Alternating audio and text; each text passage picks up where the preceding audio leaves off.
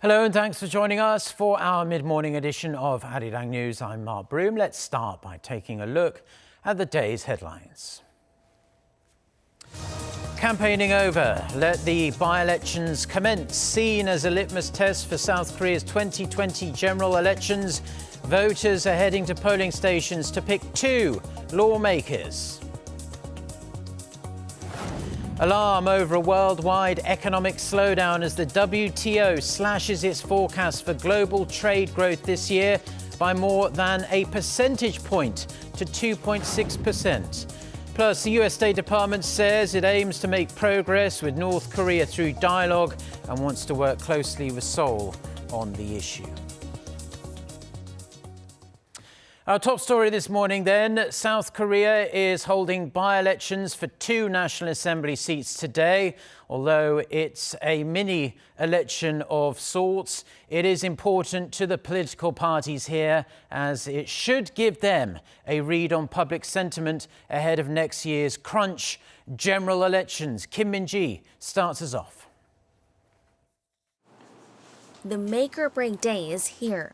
Voters in the districts of Changwon, Seongsan and Donghyang-Gosang will be choosing a lawmaker to represent them. Polling stations in the two constituencies will be open between 6 a.m. and 8 p.m. on Wednesday. It's only two seats, but the by-elections will be a barometer of public sentiment in Gyeongsangnam-do Province, a traditional conservative stronghold. For Changwon, Seongsan, a recent opinion poll showed Ryu Hyun-jin, the single candidate representing both the Minor Justice Party and the ruling Democratic Party, in first place, followed by Kang Gi-yoon, the main opposition Liberty Korea Party contender, in a six-way race. Although the district is in the conservative province, liberals have held a relatively firm grasp. It used to be represented by Roh Hae-chan, a lawmaker with the Progressive Justice Party who committed suicide last year. As for Donghyang-Gosang, it's mainly a battle between Liberty Korea Party contender Chung Jung-sik and Democratic Party candidate Yang Mun-seok, as contender number 3 trails far behind. The Conservatives have long maintained a strong grip here. As an extra seat for a party can make a difference, candidates and the respective parties have been doing all they can to win over voters, arguing they know regional affairs the best. But there have been some issues that could turn voters away. The Liberty Korea Party was marred in controversy for campaigning at a local football stadium. K-League laws prohibit election candidates and party officials from wearing clothing displaying their number and name within the stadium premises, and the violation meant penalties for the home team. On top of that, its candidate Chung Jung-sik faces allegations that he gave money to a reporter in return for writing articles that favor him. As for the Democratic Party, a downside could be the presidential office's string of controversial nominations for cabinet posts. The results are expected to take shape late Wednesday evening. The winners will serve for a year, as their terms last only to the April 2020 general elections. Kim Min-ji, Arirang News. Now, the World Trade Organization has taken an axe to its forecast for global trade growth this year. It says the huge downward revision was mainly due to the ongoing trade tensions between the United States and China. Go to Yunhee reports. The outlook for the world economy remains bleak, as an intergovernmental trade organization is warning world trade will continue to face strong headwinds in 2019. The WTO announced Tuesday that world trade is expected to grow by 2.6% this year, which is sharply down from its earlier forecast of 3.7% made in September last year. The actual figure for 2018 was 3%, far lower than its outlook of 3.9%. As for why it changed its 2019 outlook, the WTO pointed to the ongoing trade spat between the world's two biggest economies. The fact that we don't have great news today should surprise no one who has been reading the papers over the last 12 months. Of course, there are other elements at play, but rising trade tensions are the major factor to the stories today. Over the last year, we have seen a range of new tariffs put in place, affecting widely traded goods. Other reasons include slower economic growth in North America, Europe, and Asia. The WTO also says the effect of the Trump administration's expansionary fiscal policy is diminishing. Another reason is China changing its focus to services and consumption from manufacturing and investment. A chief economist at the WTO added that the situation might get worse if the U.S. decides to impose tariffs on imported cars, which could be up to 25%. Although the outlook for 2020 is slightly better at 3%, the WTO reiterated it's highly dependent on an easing of trade tensions. 고르니, Arirang News. The head of the IMF is warning global economic growth has lost momentum and 70% of the world economy is likely to experience a slowdown this year. Christine Lagarde made the remarks Tuesday during a speech to the US Chamber of Commerce in Washington. She said downside risks for this year and the next include uncertainties over Brexit, trade tensions and unease in financial markets. However, she said the situation might improve thanks to the more patient pace of monetary normalization by most central banks. Next Tuesday, the IMF will release an updated World Economic Outlook. The US International Trade Commission has confirmed final anti-dumping and countervailing duties against large-diameter welded pipe imported from 4 different countries, including South Korea.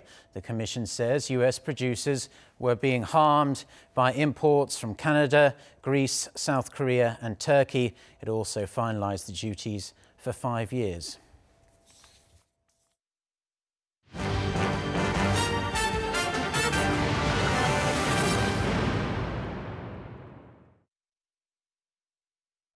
The US State Department has confirmed it will continue engaging in dialogue with North Korea. This echoes recent remarks made by Secretary of State Mike Pompeo during a radio interview in which he said the leaders of the US and North Korea could meet soon for a 3rd summit. The State Department also said all future North Korea-related measures will be based on close coordination between Seoul and Washington.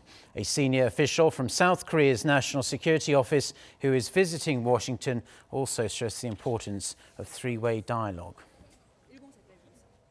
Now, it has emerged that a South Korean tanker suspected to have been involved in the illicit ship-to-ship transfer of oil to North Korea has been detained in the southern port city of Busan for months now. According to a foreign ministry official, the vessel, detained in October last year, is being investigated to identify whether it has violated UN Security Council resolutions. This is the first time a South Korea flagship has been detained under such circumstances. Seoul's Foreign Affairs Ministry says it's in close contact with the US and the UN Sanctions Committee regarding the case. It also said it's holding 3 other ships from different countries due to concerns they also traded with the North on the high seas. Now, President Moon Jaein is calling for efforts to revamp South Korea's tourism industry. He says South Korea has great potential in the sector due to the uniqueness not only of the Korean peninsula, but also Korean culture. Park Hee-jun reports. President Moon Jae-in says that South Korea can use its recent past to transform itself into its own unique tourist destination. 세계 유일의 분단국가, 지구 최후의 냉전지 한반도는 역설적으로 평화관광, 환경 생태관광으로 도약할 수 있습니다. The president was speaking at an annual tourism conference in Incheon on Tuesday. He says tours to the demilitarized zone already attract over 3 million visitors a year, and that demand for such tours will only grow as peace settles on the Korean peninsula.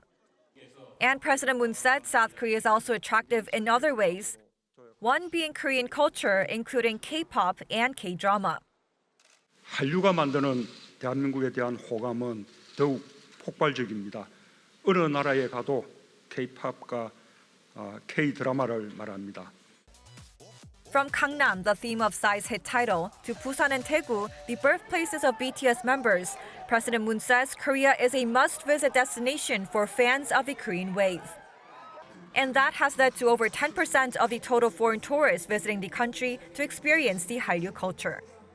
President Moon also emphasized that the country can improve its trade surplus only when it leads the global tourism industry. He said South Korea must upgrade its tourism services by aligning them with mobile information and communications technology and hurry to create smart infrastructure that allows visitors to handle transportation, reservations, and payments with only their smartphones. The president also promised to enhance the competence of local cities. In line with such efforts, the Culture Ministry announced the same day that it will improve regional tour programs with a target of attracting 23 million foreign visitors by 2022. It also plans to increase jobs in the field to 960,000 from the current 580,000. Park Hee-jun, Arirang News. Now, after an impressive opening day victory where he became the first Korean pitcher to win an opener since 2001, LA Dodgers star Ryu Hyun-jin is taking the mound once again, looking for his second win of the season. His opponent are the Dodgers division and crosstown rivals, the San Francisco Giants, where he'll face off against their ace Madison Bumgarner. Ryu has a career record of 5 wins and 6 losses against the Giants, but an ERA under 3. The Dodgers are currently tied for first place in the National League West.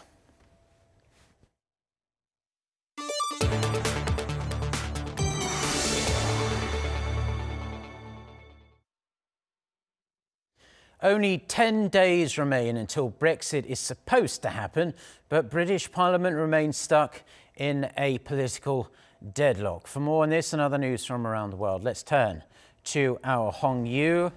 We hear the UK's Prime Minister has been speaking more about Brexit. Right, Mark. After British MPs failed to find a way out of the Brexit crisis, British Prime Minister Theresa May said on Sunday that she will ask the EU for an extension to the Brexit deadline and she said that she would break the logjam. May also offered to meet opposition Labour Party leader Jeremy Corbyn to agree a plan on Brexit's future relationship with the EU. But she also made it clear that she will stick with her withdrawal agreement, which was voted down last week as part of the deal. Responding to her offer, Corbyn said he was very happy to meet with May, and he recognizes his responsibility to meet with her. It's likely Corbyn will demand the 3 motions the Labour Party strongly supported for the second round of indicative votes, which were a customs union, common market 2.0, and a second referendum, be recognized in any deal. But this move to bring Corbyn into the Brexit talks has angered some Brexit hardliners in May's Conservative Party.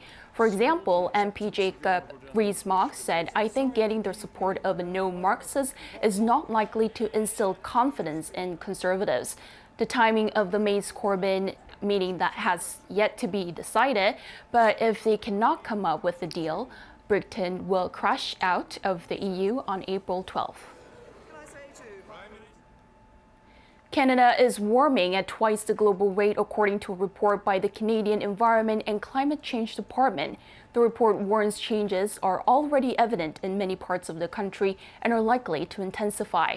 Canada's Arctic has seen the deepest impact. Its annual average temperature has increased by 1.7 degrees Celsius since 1948. The report said the warming could be limited if global action is taken to reduce carbon emission to near zero early in the second half of this century. A new report says more than 130 million people across 53 countries experienced acute hunger last year due to wars and climate disasters. The UN's annual study, first launched 3 years ago, shows Africa was the worst-hit region with close to 72 million people on the continent suffering acute hunger. On a brighter note, the study noted the overall situation slightly improved compared to 2017, when 124 million people suffered from acute hunger. However, the UN's Food and Agriculture Organization warned the year-on-year trend of more than 100 million people facing famine is unlikely to change. Every Monday night, the oldest DJ in Poland, Virginia Smith, entertains about 1,000 people at the Hula Kula Club. In her yellow trousers, shining platform shoes, and red lipstick, 80-year-old DJ Wika mixes party music for a packed dance floor of mainly senior citizens. She has been DJing for Polish retirees for 2 decades, earning widespread respect in the trade. Playing everything from disco and rock to samba and ballads, she smashes stereotypes and empowers seniors. DJ Rika says she doesn't see a reason why her age should determine her life norms.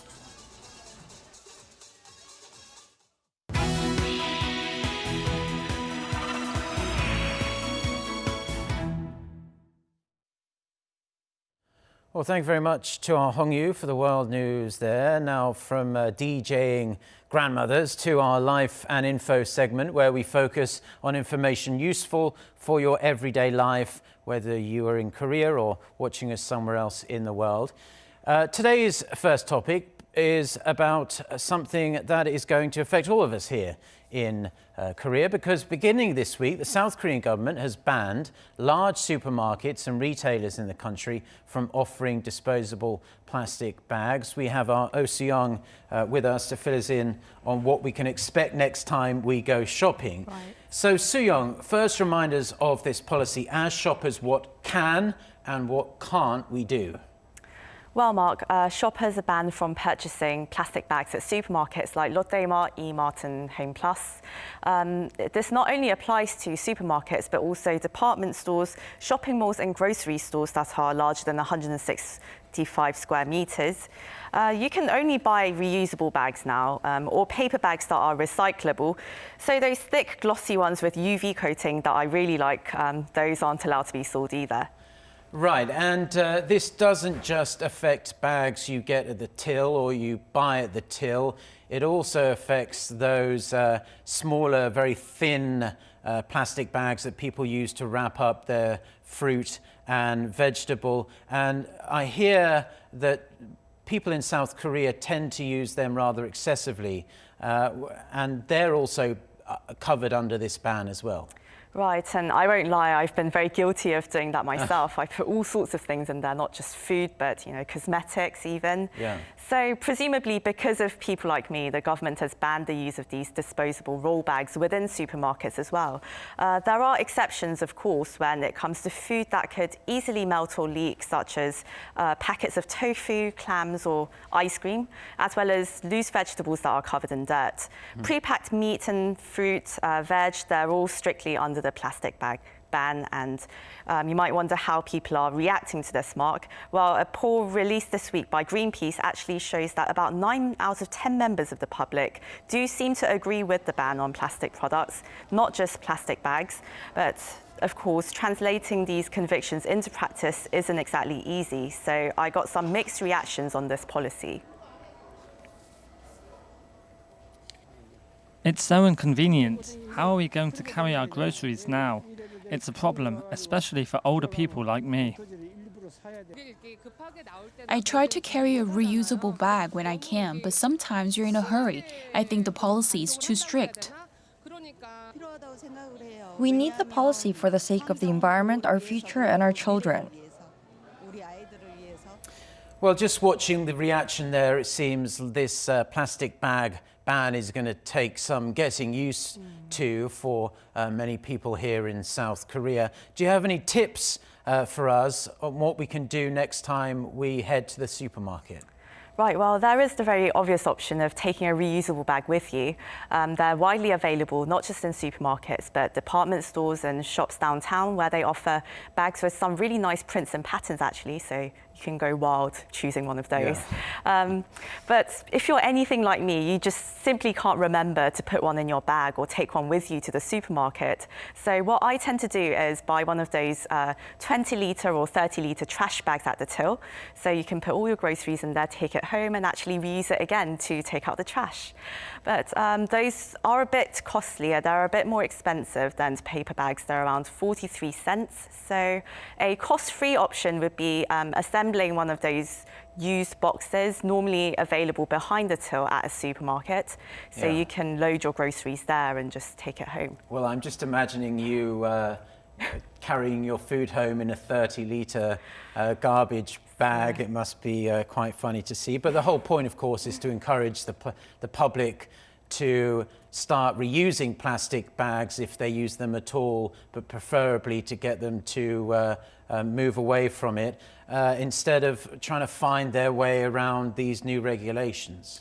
Exactly, and despite the government's recent ban on plastic bags, as well as using disposable cups inside coffee shops, it's clear that the South Korean public is pretty much addicted to disposables. Look at the excessive packaging you get on foods and you know, the plastic utensils that come with food deliveries, for instance. The typical South Korean uses about 420 plastic bags a year, and there's nowhere for these bags to go. In Finland, the per capita average is 4 bags a year. The EU's average is around 200 bags a year, but it's moving to half that number within the next 5 years. So Korea's new policy is a positive and much-needed change. It's quite stunning, really, that Finland, on average, only uses 4 plastic bags a year. Really so impressive. that's 100 times less than we do here in South Korea. But I think the key then is just to change the way people think about shopping now. They're no longer going to be able to rely on using plastic bags from supermarkets. Exactly, and that's why experts say even the most basic steps are very vital ones to improving our planet and so on. So the next time you order food, for instance, you could ask them to maybe cut down on the excessive packaging and maybe ask them to leave out the plastic utensils. Taking your own mug or flask to a cafe, of course, that's also a very obvious option, but that also makes a difference. Also, looking for products made of biodegradable ingredients and recyclable packaging. That now might take some extra effort on your part, but those are vital steps towards preserving our planet. And some stores in Seoul, Mark, are now they're actually enforcing a zero plastic policy, and they sell only biodegradable products made from recycled wood, for instance. There's also been a number of upcycling stores selling everything from reusable bags, trendy clothes made from discarded materials, business cards made from milk cartons, and even children's toys repurposed from plastic bottles. And I've actually been to this place called the Seoul Upcycling Plaza in Eastern Seoul, where you can find all these products. You can also see the upcycling process as they let you watch, and it's definitely a good place to pick up a reusable shopping bag and also become more eco-conscious while checking out the various displays and exhibitions there. Well, just looking at the video there, Soo-young, it looks like a great place to shop, or if you just want to take a look around, somewhere worth visiting as well. Soo-young, we appreciate your report today. Thank you. Thank you, Mark.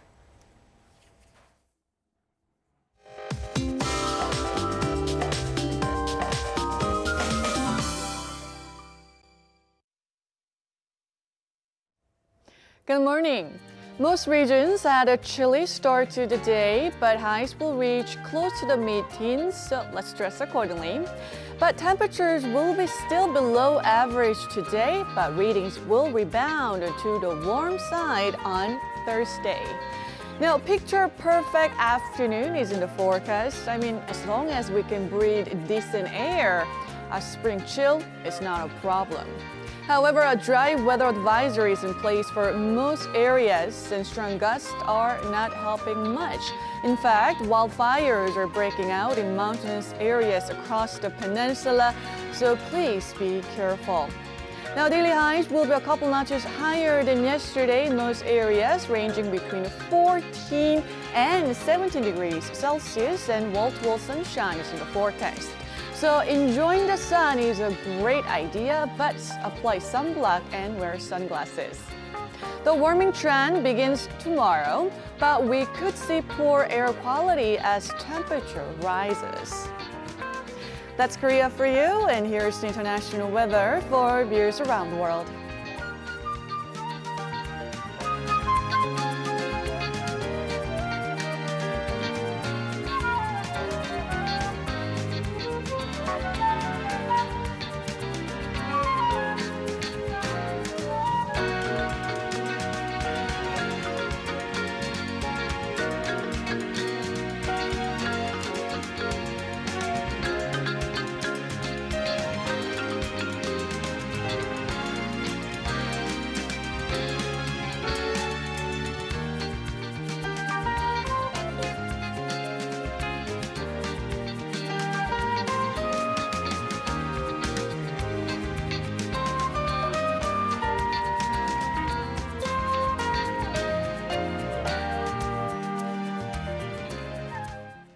Well, that's where we're going to leave the news and weather for now on this Wednesday morning here in Seoul. Stay tuned to Arirang TV.